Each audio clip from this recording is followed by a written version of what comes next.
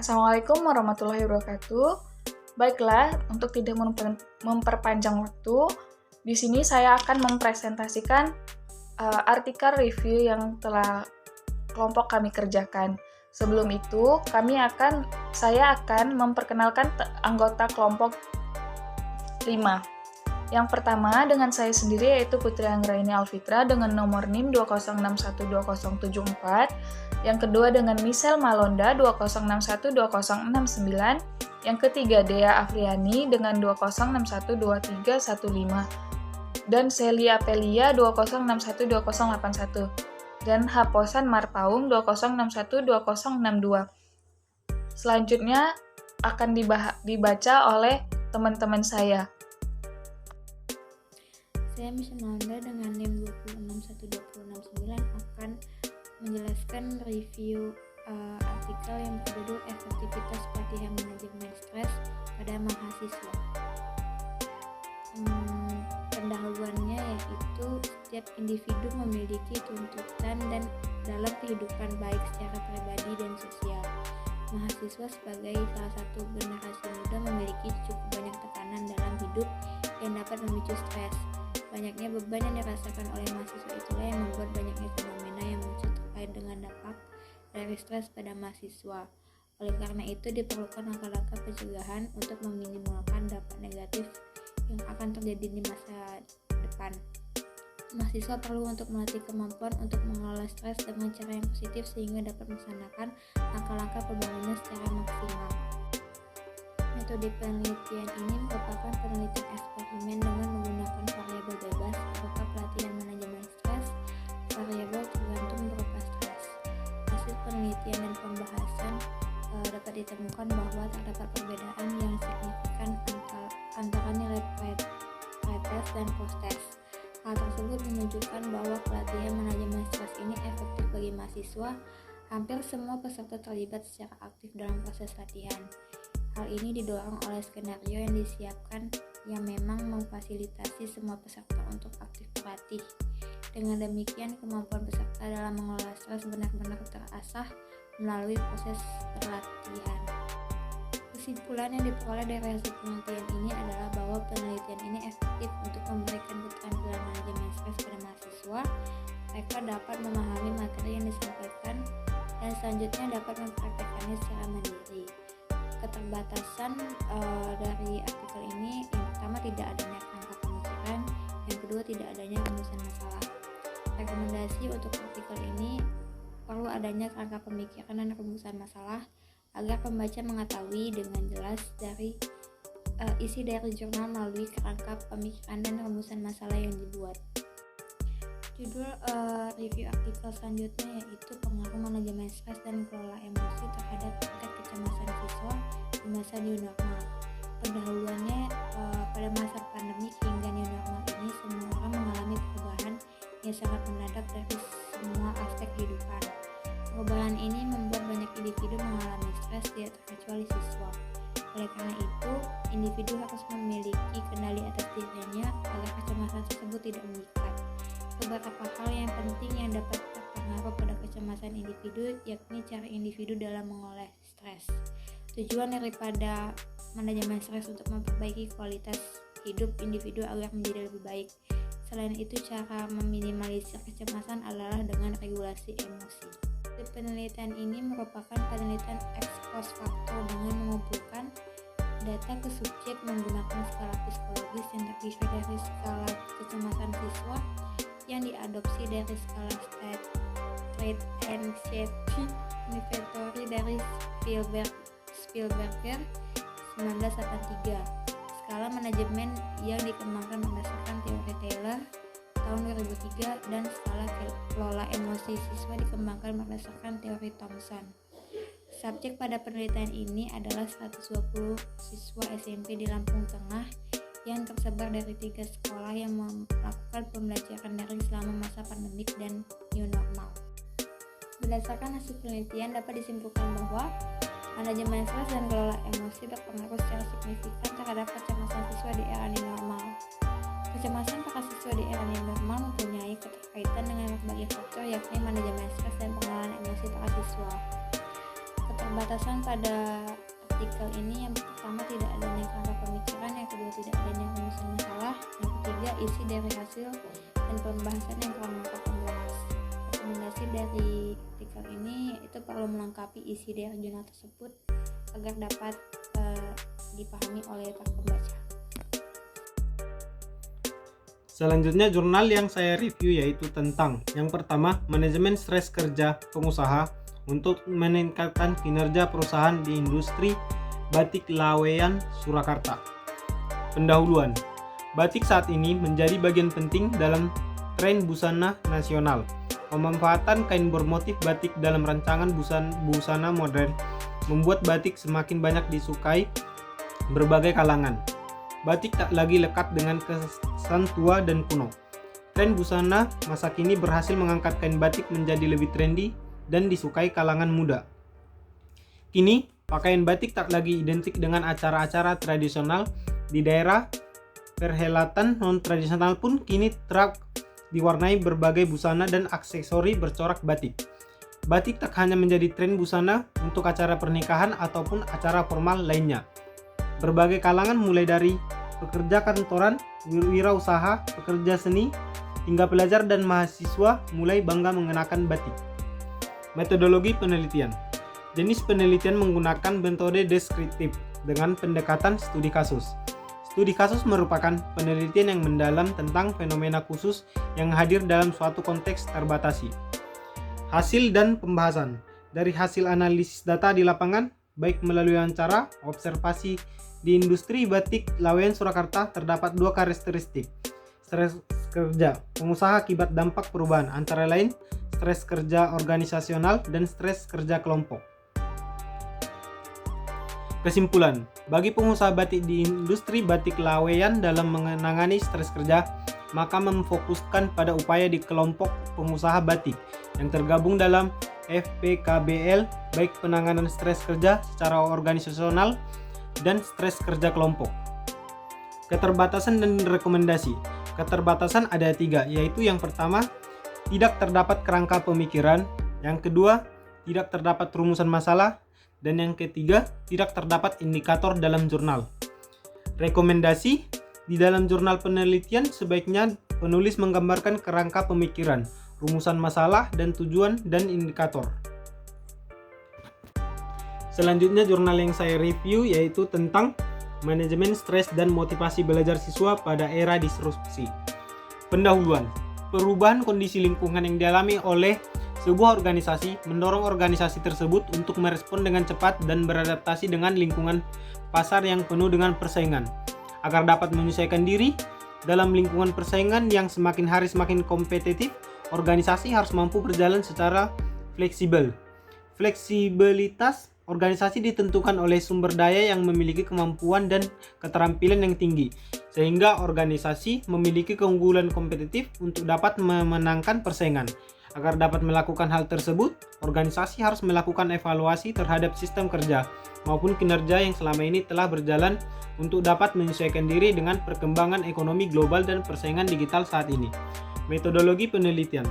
Penelitian ini menggabungkan metode kuantitatif dalam bentuk penyebaran kuesioner dan triangulasi dengan cara semi-struktur interview, dengan melakukan studi kasus pada menjawab hipotesis penelitian di Bank X. Hasil dan pembahasan. Dalam penelitian dengan total responden sebanyak 33 orang, maka ditetapkan R. Tabel yang digunakan adalah 0,2913. Berdasarkan hasil penelitian pengujian data, dapat disimpulkan bahwa seluruh variabel yang digunakan dalam penelitian ini dinyatakan valid karena R memiliki hitung yang lebih besar dari R tabel. Kesimpulan, dari hasil penelitian ditemukan bahwa peranan manajemen stres memediasi hubungan antara stres kerja dengan kepuasan kerja terhadap kinerja karyawan di PT Bank X, khususnya di bagian funding relationship manager. Dari hasil uji hipotesis yang terdapat pada tabel 11 dan hasil uji model pada gambar 3 menjelaskan bahwa pengaruh manajemen stres dalam perannya sebagai mediator antara stres kerja dan kepuasan kerja terhadap kinerja memiliki peran yang sangat tinggi.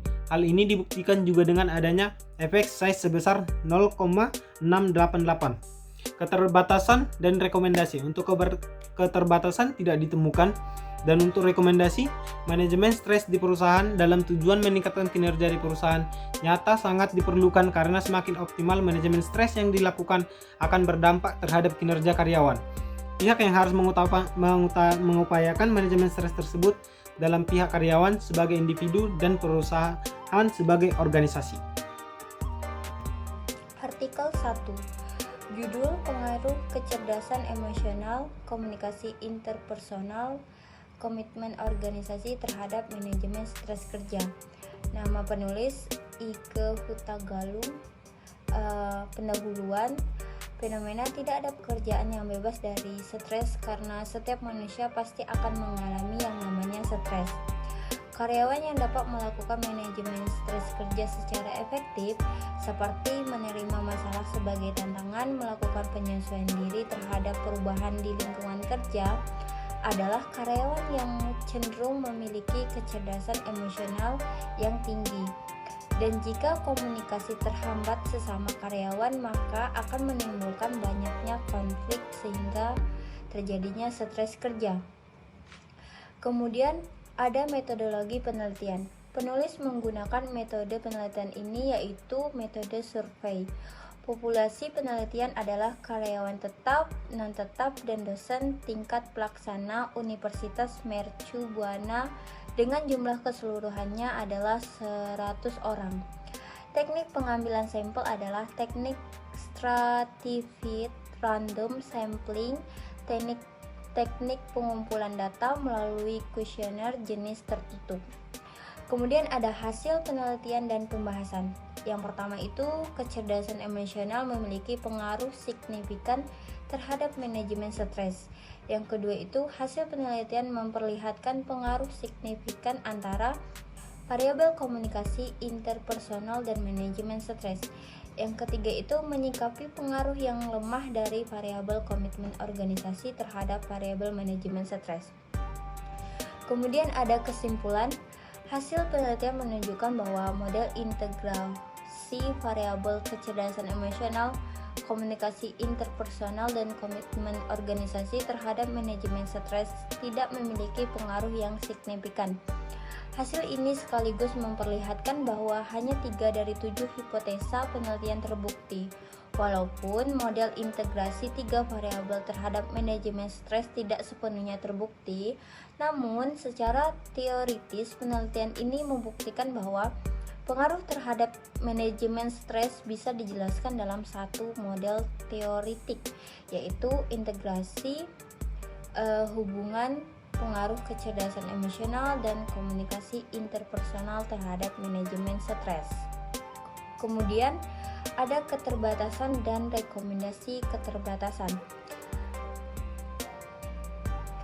Yang pertama itu keterbatasannya, 1. Tidak memaparkan tujuan penelitian dan rumusan masalah secara detail. Yang kedua, tidak terdapat kerangka pemikiran. Yang ketiga, jenis penelitian tidak disebutkan. Yang keempat, tidak disebut sampel. Kemudian rekomendasi, sebaiknya penulis memaparkan tujuan penelitian dan rumusan masalah secara detail. Yang kedua itu, sebaiknya penulis memberikan kerangka pemikiran pada jurnal yang dibuat. Yang ketiga itu, sebaiknya penulis penelitian disebutkan, jenis penelitian disebutkan. Yang keempat itu, sebaiknya ditambahkan dengan sampel. Selanjutnya artikel kedua, judul pengaruh stres kerja terhadap kinerja karyawan. Nama penulis Tri Wartono. Pendahuluan. Karyawan sering dihadapkan dengan berbagai masalah yang terjadi di dalam perusahaan, sehingga menyebabkan terjadinya stres kerja. Penyebab stres kerja tersebut diakibatkan oleh ketidakjelasan tugas, kekurangan, dan ketakutan karyawan dalam menyelesaikan pekerjaan, dan kurangnya atau bahkan tidak ada dukungan fasilitas dalam menjalankan pekerjaannya. Namun, stres kerja tidak hanya disebabkan dengan adanya beban kerja yang diberikan di tempat kerja, tetapi juga dapat terjadi karena adanya bertentangan dengan masalah lainnya seperti masalah keluarga, masalah keuangan, motivasi kerja, dan lainnya. Hal tersebut tentu tidak dapat dihindari karena setiap kehidupan pasti akan muncul masalah. Yang menjadi pertanyaan penulis adalah apakah terdapat pengaruh yang signifikan antara stres kerja terhadap kinerja karyawan pada majalah Mother and Baby. Penelitian ini bertujuan untuk mengetahui tingkat stres kerja dan kinerja karyawan pada majalah Mother and Baby. Kemudian ada metodologi penelitian. Penarikan sampel menggunakan metode sampel jenuh, yaitu dengan memilih langsung semua karyawan sebanyak 35 orang. Sedangkan metode pengumpulan data, metode yang digunakan ialah dengan menggunakan kuesioner atau survei kepada seluruh pegawai majalah Mother and Baby, Jakarta. Metode yang digunakan untuk mengolah dan menganalisis data adalah uji korelasi product moments, uji korelasi dan uji signifikasi koefisien korelasi, uji T. Kemudian ada hasil penelitian dan pembahasan. Di sini stres kerja berpengaruh kinerja sebesar 77,44%. Sisanya sebesar 22,56% dipengaruhi oleh faktor-faktor lain. Setelah dilakukan uji signifikan didapatkan hasil 10,643, maka HO ditolak dan HA diterima. Artinya terdapat pengaruh signifikan antara stres kerja terhadap kinerja karyawan. Kemudian ada kesimpulan. Yang pertama itu terdapat pengaruh yang signifikan antara stres kerja terhadap kinerja karyawan pada majalah Mother and Baby. Kedua, kinerja karyawan pada majalah Mother and Baby berdasarkan hasil penelitian dapat disimpulkan bahwa kinerja karyawan majalah Mother and Baby sudah dilaksanakan dengan baik. Kemudian ada keterbatasan penelitian dan rekomendasi. Yang pertama itu ada keterbatasan dari jurnal tersebut tidak memaparkan jumlah populasi secara detail. Yang kedua itu tidak terdapat kerangka pemikiran. Yang ketiga, jenis penelitian tidak disebutkan. Kemudian ada rekomendasi. Yang pertama, sebaiknya penulis memaparkan jumlah populasi secara detail. Yang kedua, sebaiknya penulis memberikan kerangka pemikiran pada jurnal penelitian yang dilakukan. Dan yang ketiga, sebaiknya jenis penelitian tersebut disebutkan. Review artikel pertama yaitu manajemen stres pada mahasiswa dalam penyusunan skripsi di Institut Pertanian Bogor. Di sini ada pendahuluan, yaitu fenomena pada penelitian ini adalah mahasiswa tingkat akhir yang mengalami stres dalam proses penyusunan skripsi. Stres yang ditimbulkan oleh mahasiswa mengakibatkan kondisi kesehatan memburuk hingga perasaan ingin mengakhiri hidupnya. Permasalahan stres tersebut dapat dipicu dari kesulitan keuangan dan kesulitan manajemen waktu dalam pengerjaan skripsi yang berdampak negatif. Selanjutnya ada metodologi penelitian. Metode yang digunakan adalah non-probability sampling dengan teknik kuota sampling. Jumlah sampel adalah 419 responden. Hasil penelitian dan pembahasan menunjukkan bahwa mahasiswa IPB angkatan tahun 2016 merasakan stres selama persiapan penyusunan skripsi dengan gejala yang dirasakan dari segi fisik, yaitu mudah lelah dan jantung berdebar-debar. Kesimpulan yang pertama yaitu penelitian menunjukkan bahwa gejala stres yang dialami oleh mahasiswa IPB dari segi fisik yaitu mudah lelah dan jantung berdebar-debar ketika ingin bertemu dengan dosen pembimbing. Segi psikis yaitu kesulitan berkonsentrasi dan perasaan cemas ketika mengetahui progres skripsi teman lebih cepat. Keterbatasan penelitian dan rekomendasi. Tidak terdapat kerangka pemikiran. Tidak terdapat rumusan masalah, tidak terdapat indikator dalam jurnal rekomendasi. Di dalam jurnal penelitian sebaliknya, penulis menggambarkan kerangka pemikiran, rumusan masalah, tujuan, dan indikator. Review artikel kedua yaitu mengenai manajemen stres pada masa pandemi COVID-19. Yang pertama, pendahuluan. Kondisi pandemi COVID-19 menyebabkan sebagian orang merasa khawatir atau takut yang berlebihan dan berpikir yang tidak masuk akal. Tidak jarang mereka memiliki kecurigaan dan prasangka pada orang yang memiliki tanda penderita COVID-19. Hal tersebut semakin membuat orang berusaha mencari berita mengenai COVID-19 dan tidak dapat memilah berita yang akurat sehingga memunculkan kecemasan. Keadaan demikian membuat seseorang mengalami sulit tidur, sakit kepala, dan gangguan fisik lainnya. Inilah yang disebut kondisi stres. Selanjutnya, metodologi penelitian menggunakan metode analisis deskriptif yang bersumber dari data sekunder, yaitu informasi dari beberapa media online. Data yang terkumpul diklasifikasi dan dianalisis secara deskriptif dengan metode pengambilan kesimpulan secara induktif. Hasil penelitian dan pembahasan. Stres dalam penelitian ini didefinisikan sebagai sebuah keadaan yang dialami seseorang ketika ada sebuah ketidaksesuaian antara tuntutan yang diterima dan kemampuannya untuk mengatasinya. Respon terhadap situasi dan adaptasi terhadap lingkungan yang berdampak positif disebut eustress. Sebaliknya, apabila respon negatif yang ada maka akan menjadi distress. Respon negatif ini bila tidak dikelola dengan baik dan segera ada solusi atau terapi akan menyebabkan seseorang terganggu mentalnya. Stres memang tidak dapat dihindari, akan tetapi dapat diminimalisir dengan bertindak positif. Oleh sebab itu dibutuhkan manajemen stres yang komprehensif dan holistik. Baik, selanjutnya kesimpulan dari penjelasan di atas dapat disimpulkan bahwa beragam respon terhadap kondisi pandemi COVID-19 untuk menjaga semakin meluasnya penyebaran virus corona tersebut, pemerintah menetapkan kebijakan WFH dan social distancing. Dampak dari pandemi COVID-19 menyebabkan orang harus menjalankan semua aktivitasnya di dalam rumah. Suasana sungguh mencekam, hiruk-pikuk kehidupan semakin mati tanpa ada tanda-tanda kehidupan. Kondisi tersebut membuat sebagian orang mengalami stres. Kondisi stres pada masa pandemi COVID-19 diklasifikasikan menjadi 3 stres, yaitu stres akademi, stres kerja, dan stres dalam keluarga. Stres yang ada harus dikelola dengan baik agar tidak menjadi distres, akan tetapi bisa menjadi eustress. Sebagai stres yang muncul diakibatkan adanya berita atau informasi yang tidak dapat dipertanggungjawabkan dengan baik, malah membuat kegelisahan dan ketakutan pada masyarakat.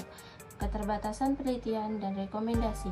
Keterbatasan yang pertama yaitu penulis kurang lengkap dalam menyimpulkan keseluruhan isi dari jurnal ini.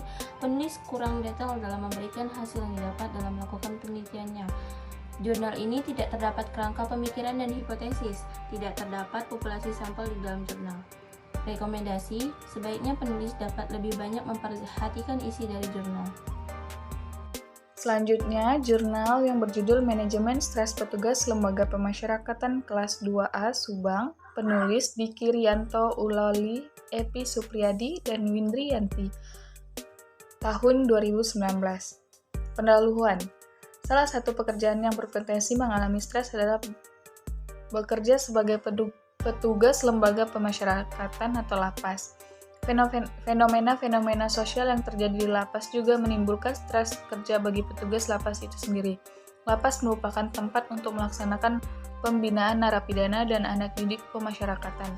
Lapas merupakan unit pelaksanaan teknisi di bawah Direktur Jenderal Pemasyarakatan Kementerian Hukum dan Hak Asasi Manusia.